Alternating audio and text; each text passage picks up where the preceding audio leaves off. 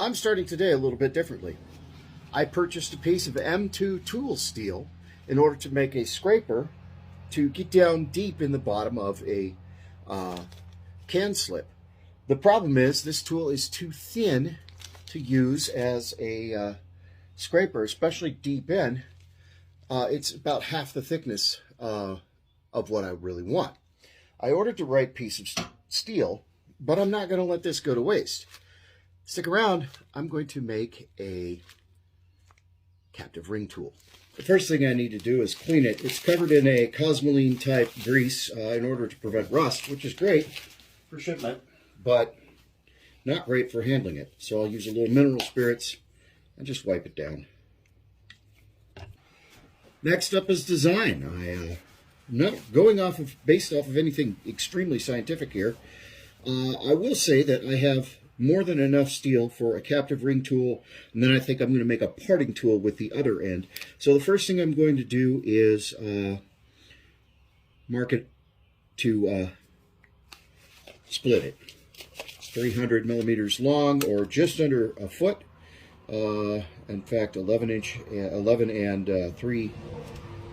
7/8 inches. So I will split it at 5 and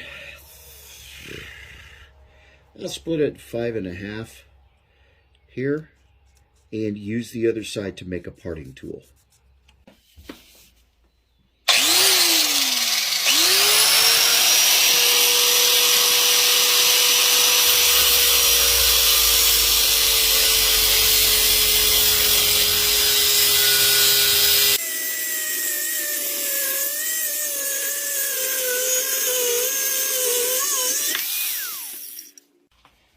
Not quite square, which is okay. I'll clean it up real quick.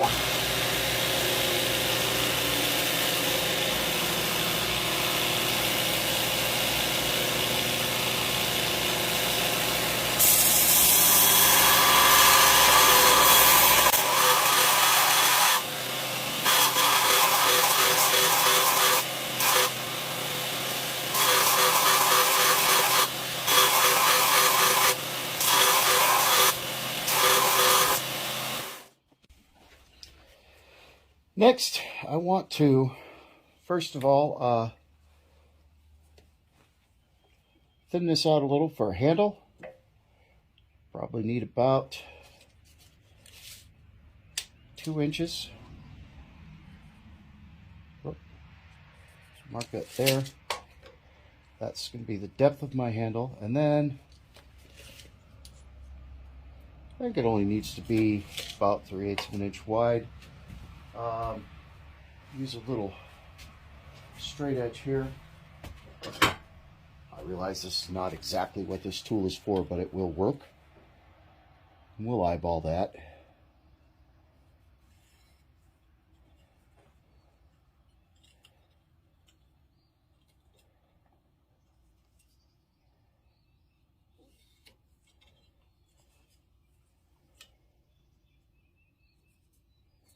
And then it's back to the cutoff wheel.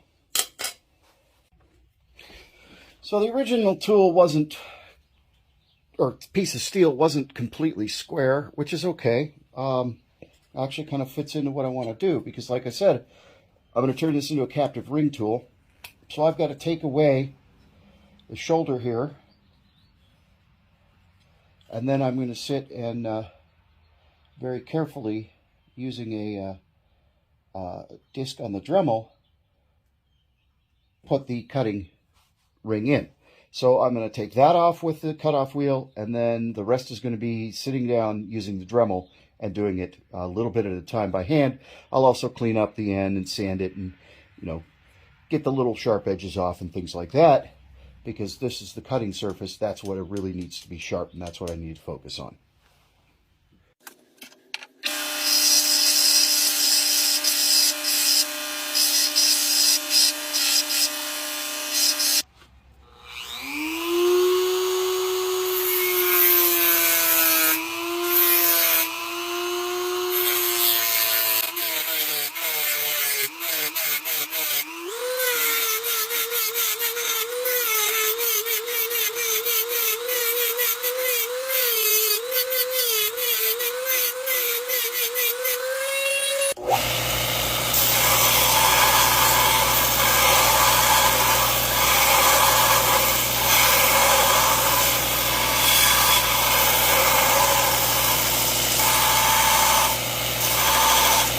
course, what would a turning tool be without a handle?